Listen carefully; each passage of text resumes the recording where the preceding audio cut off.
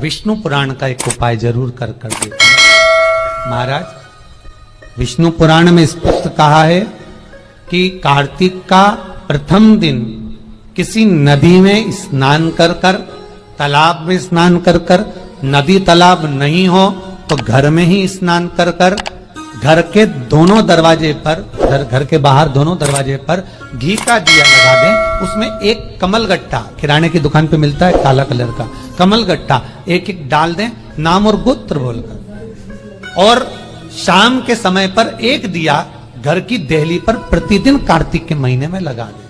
महाराज, विष्णु पुराण का उपाय। अगर ज्यादा तकलीफ है, बहुत कष्ट है, बहुत ज्यादा कष्ट के व्यापार चल ही नहीं रहा, कर्जे में लतालूम हो गए, यहां तक गति हो गई कि मरने तक की सोच लिया, तो वो कार्तिक के महीने में करें, उसका प्रयोग अवश्य करें। सुख समृद्धि के, लक्ष्मी वैभव के निर्धारित करना कि हम कार्तिक के जो 7 नियम है, कार्तिक के महीने के जो 7 नियम बताए गए हैं, कम से कम हम 7 नियम में से एक नियम ऐसा पकड़ें जिससे हमारा जीवन सार्थक हो जाए।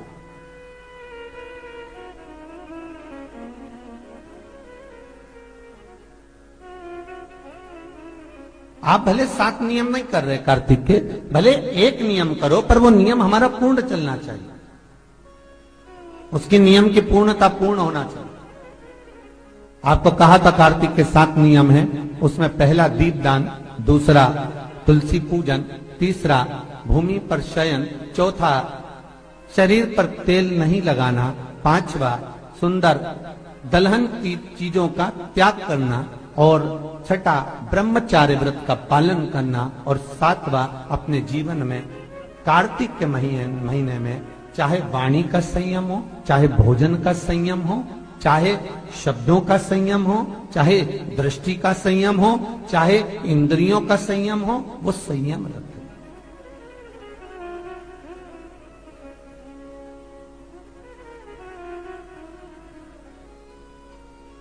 वो संयम धारण करना।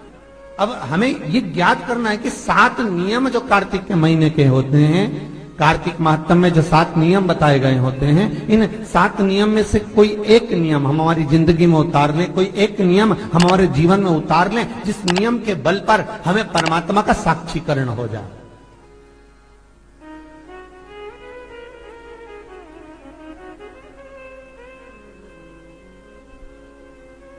कोई एक नियम। अगर आप दीप दान कर रहे हो कार्तिक के महीने में, प्रतिदिन आपने 1 महीना तक दीप दान करा महाराज, तो ये भी आपका एक नियम है। 1 महीने तक आपने जो तुलसी में जल चढ़ाया, ये भी आपका नियम है। आपने अगर वाणी पर संयम रखा है, ये भी आपका नियम। महाराज, एक बहुत सुंदर बात कार्तिक के माध्यम से लीजिएगा अपने जीवन में उतारने के। कार्तिक के महीने का 7वां नियम याद रखना, संयम।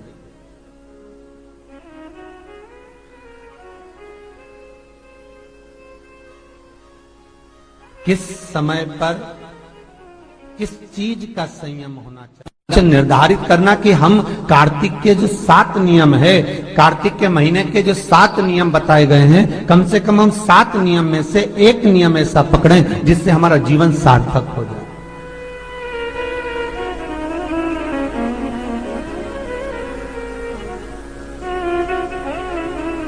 आप भले 7 नियम नहीं कर रहे कार्तिक के, भले एक नियम करो, पर वो नियम हमारा पूर्ण चलना चाहिए, उसके नियम की पूर्णता पूर्ण होना चाहिए। आपको कहा था कार्तिक के 7 नियम हैं, उसमें पहला दीपदान, दूसरा तुलसी पूजन, तीसरा भूमि पर शयन, चौथा शरीर पर तेल नहीं लगाना, पांचवा सुंदर दलहन की चीजों का त्याग करना, और छठा ब्रह्मचार्य व्रत का पालन करना, और सातवां अपने जीवन में कार्तिक के महीने में चाहे वाणी का संयम हो, चाहे भोजन का संयम हो, चाहे शब्दों का संयम हो, चाहे दृष्टि का संयम हो, चाहे इंद्रियों का संयम हो, वो संयम रखें।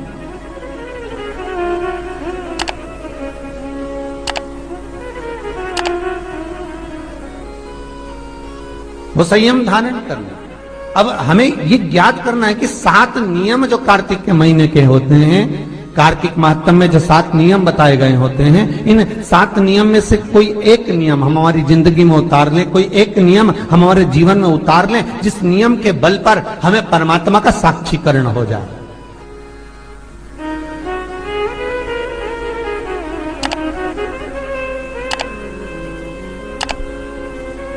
कोई एक नियम, अगर आप दीप दान कर रहे हो कार्तिक के महीने में, प्रतिदिन आपने 1 महीना तक दीप दान करा महाराज, तो ये भी आपका एक नियम है। 1 महीने तक आपने जो तुलसी में जल चढ़ाया, ये भी आपका नियम है। आपने अगर वाणी पर संयम रखा है, ये भी आपका नियम। महाराज एक बहुत सुंदर बात कार्तिक के माध्यम से लीजिएगा अपने जीवन में उतारने के लिए। कार्तिक के महीने का 7वां नियम याद रखना, संयम।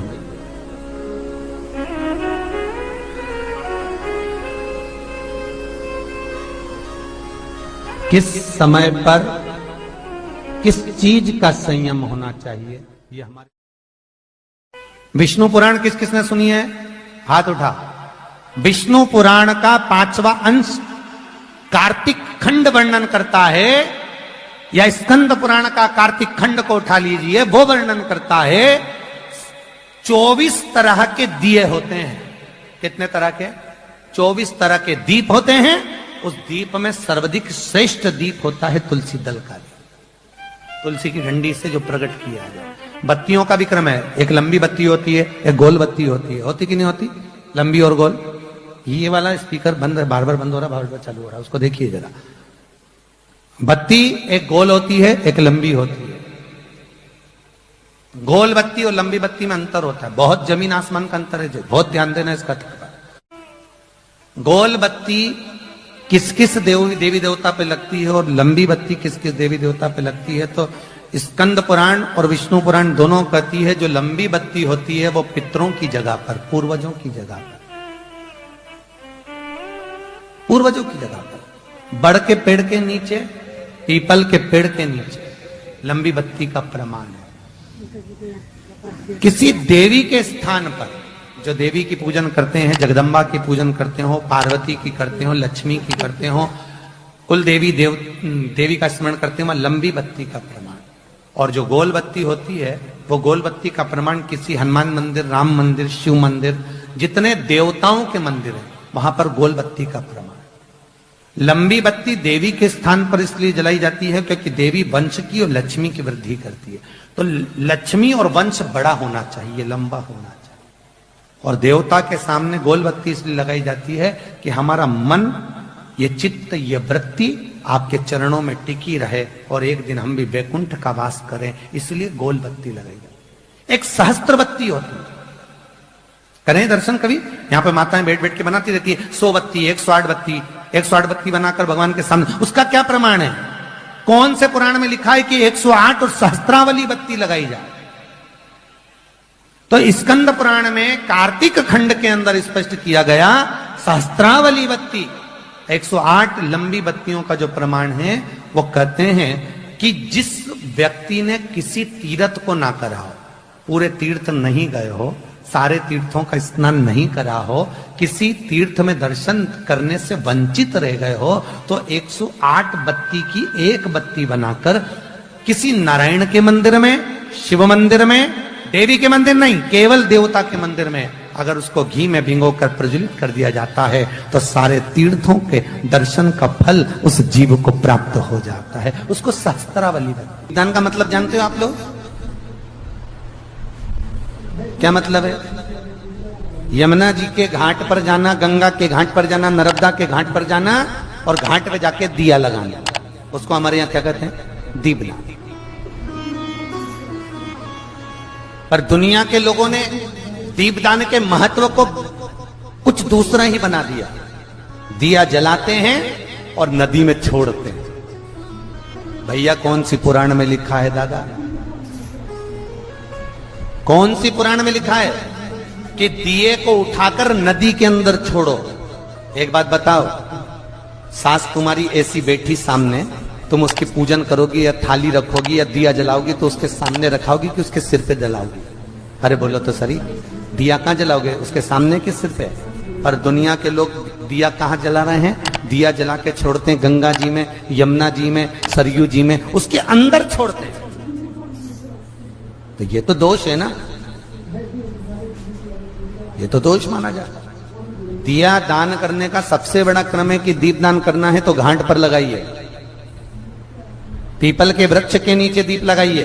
कार्तिक महीने में पूर्णिमा के दिन जो दीपदान दिया जाता है उस दीपदान की बड़ी महत्वता होती है। हिंदू धर्म में केवल 3 दिन ऐसे होते हैं जिसके दीपदान का फल मनुष्य को नहीं मिलता। हिंदू धर्म में केवल 3 दिन ऐसे होते हैं जिसके दीपदान का फल मनुष्य को नहीं मिलता। कौन से 3 दिन है? जल्दी बोलो। हिंदू धर्म में 3 दिन ऐसे हैं जिसके दीपदान का फल मनुष्य को नहीं मिलता। पहले नंबर पर धनतेरस, दूसरे नंबर पर रूप चौदस और तीसरे नंबर पर दीपावली। इस दीपावली, धनतेरस और रूप चौदस, ये 3 दिन दिए दान का फल मनुष्य को नहीं मिलता है महाराज। क्यों नहीं मिलता महाराज?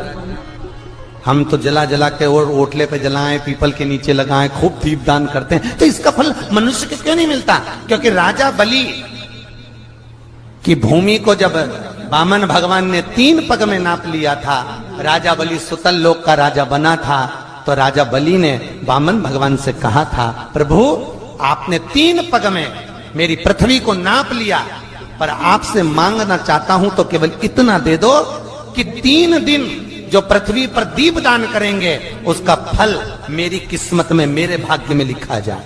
भगवान ने पूछा कौन कौन से? तो कहा एक धनतेरस, दूसरा रूप चौदस, तीसरा दीपावली। इतने में लक्ष्मी जी आके खड़ी हो गई। लक्ष्मी जी ने कहा राजा बलि से, भैया पृथ्वी के लोग सबसे ज्यादा पूजन तो उसी दिन करते हैं, उसी दिन दीपदान करते हैं, और लोग तो धनतेरस के दिन दिया लगाते हैं, रूप चौदस के दिन लगाते हैं, दीपावली के दिन लगाते हैं, और सारा पुण्य तेरे खाते में लिखा जाएगा, तो उनके खाते में क्या होगा? इतने में राजा बलि ने कहा, बहन लक्ष्मी चिंता मत कर, दीपावली के बाद में जो कार्तिक पूर्णिमा आएगी, उस कार्तिक पूर्णिमा के दिन जो किसी जलाशय के पास में जाकर, नदी, तालाब, कुंड, कुआं, किसी जलाशय के पास में जाकर अगर एक दिया लगा देंगे तो उसको 3 दिन का पुण्य फल 1000 गुना होकर प्राप्त हो जाएगा। 1000 गुना। इसलिए हमारे यहां पर दीपावली को तो केवल दीपावली कहते हैं, पर कार्तिक की पूर्णिमा को देव दीपावली कहते हैं। कौन सी दिवाली है? जम के बोलो जरा।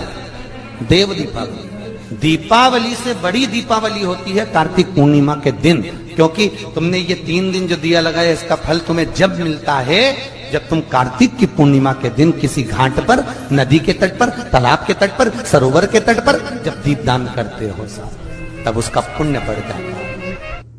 कार्तिक के महीने में 10वीं तिथि को जो तुलसी की डंडी को घी में भिगोकर अपनी कामना कर कर भगवान के सामने दिए में रखकर जला देता है, दिए की तरह उससे आरती उतार देता है, कहते हैं उसका जन्म दूसरी बार पृथ्वी पर नहीं होता, वो भगवान के गोलोक धाम में जिंदगी भर के लिए विराजमान हो जाता है। जिंदगी भर दीप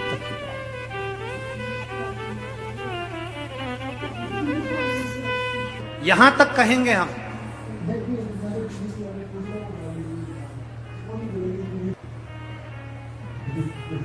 शरद पूर्णिमा से कार्तिक पूर्णिमा के बीच में, शरद पूर्णिमा से कार्तिक पूर्णिमा के बीच में प्रयास करना। दुकान नहीं चल रही हो, व्यापार नहीं हो रहा हो, तकलीफें बहुत ज्यादा हो, घर में क्लेश ज्यादा हो, अशांति ज्यादा हो, पैसे नहीं आ रहे हो, 1 रुपया कमा रहे, 100 रुपए खर्च हो रहा है, बहुत टेंशन है, तो शरद पूर्णिमा से कार्तिक पूर्णिमा तक एक हल्दी और कुंकू, ये थोड़ा सा मंदिर में लेकर जाइए, हल्दी और कुंकू जरा जरा सा ले जाओ।